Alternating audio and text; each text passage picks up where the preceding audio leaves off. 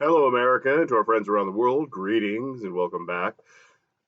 Wanted to start this off a mishmash of highlights I came across for your education, for your ability to share with others if they lack information, or just with this one from Benny Johnson.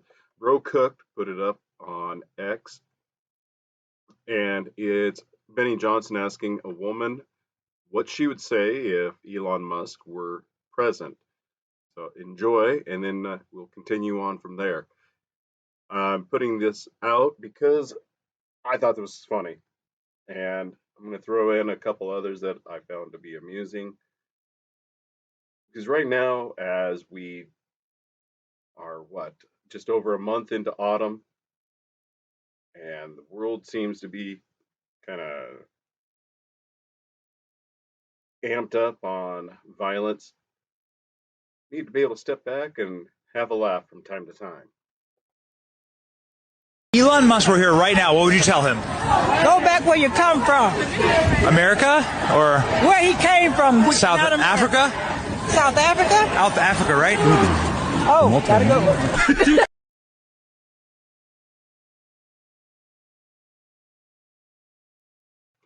There is a phrase about the victor writing, that the victor gets to write the history. And that's not how it's phrased, but essentially that's what it comes down to is whoever is in power is able to rewrite history to make themselves look magnanimous, to be a virtue.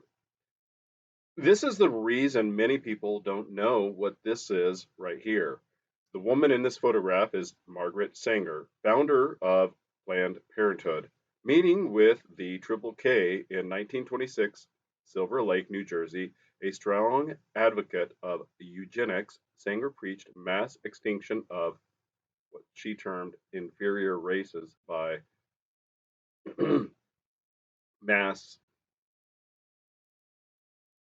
Yeah, so if the serious conversation is that yes, the communist socialist revolutions have done away with more people than the other totalitarian regime of the 20th century.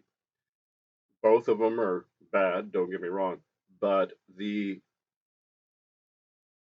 those are micro numbers compared to what this woman and her acolytes have done. Um,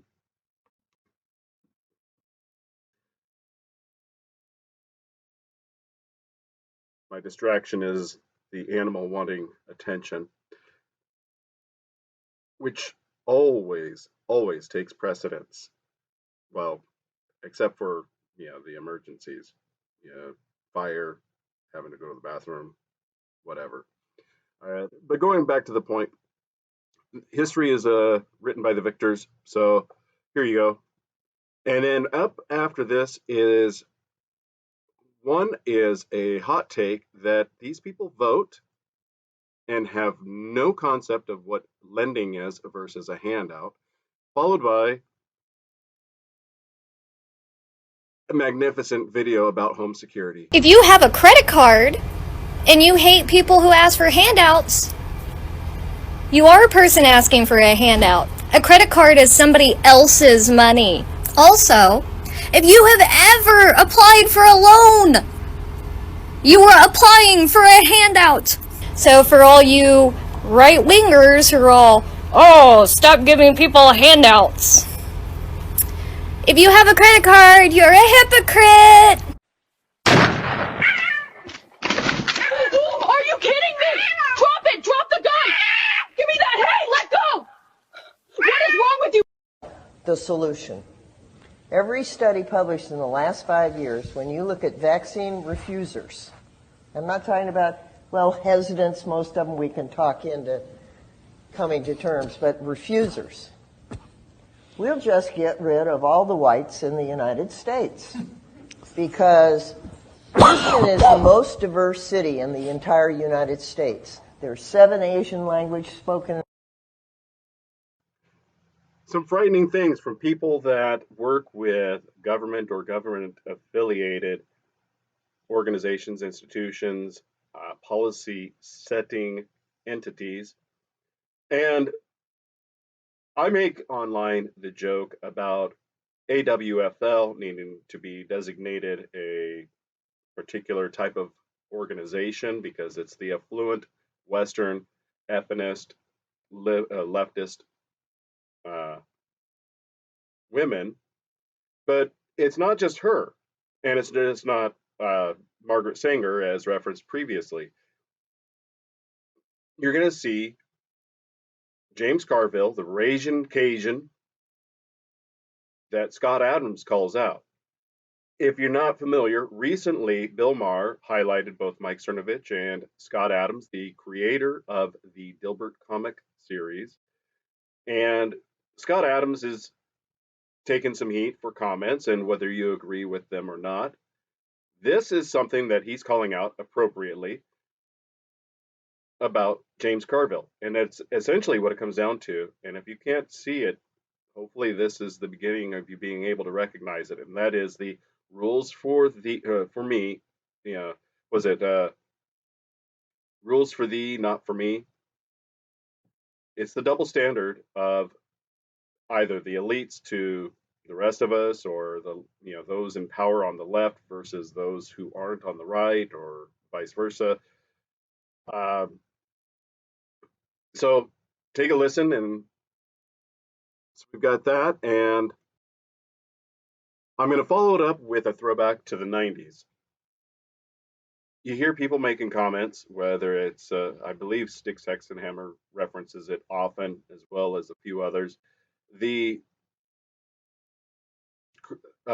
Korean shop owners banding together to protect their property and the lives of themselves and their families and their community during the riots approximately 30 some years ago. Listen to this. Conservative cartoonist Scott Adams said in 2020 that if Biden were elected, it would mean that there is a good chance you will be dead within a year. Republicans will be hunted. Okay. Mike Cernovich is a popular conservative influencer, and he says that if Kamala had won, listen to this, quoting, by now there'd be over 5 million gang members in the country. Also, Elon is in prison, Trump is dead, I'm dead, or in a gulag. Your family is being rounded up, about to be murdered. We were that close. Yeah, Mike, I'm going to go sit at the other end of the bar, no offense. I think they all ought to have their heads shaven. They should be put in orange pajamas, and it should be marched down Pennsylvania Avenue, and the public should be invited to spit on them. The universities, the corporations, the law firms, all of these collaborators should be shaved, pajamaed, and spit on.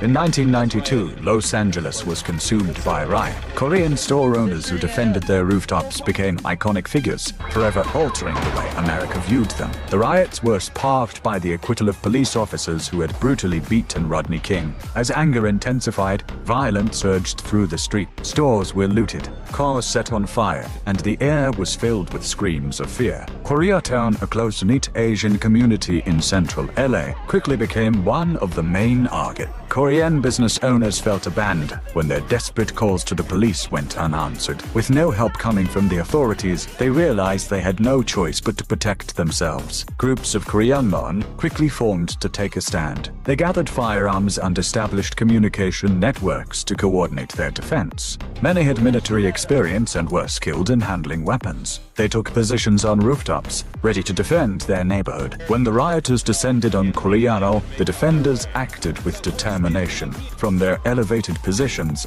they engaged in gunfire with those attempting to loot and destroy their businesses. The sight and sound of gunshots discouraged many attackers. When the chaos finally ended, the Korean community held their ground, losing one of their own in the fight to protect their homes. Soon after, the Korean community held a protest march to honor their resistance, which gained widespread support from both Koreans and the broader society. This moment in the LA riots remains a powerful symbol of community resistance to violence and injustice. Damn This is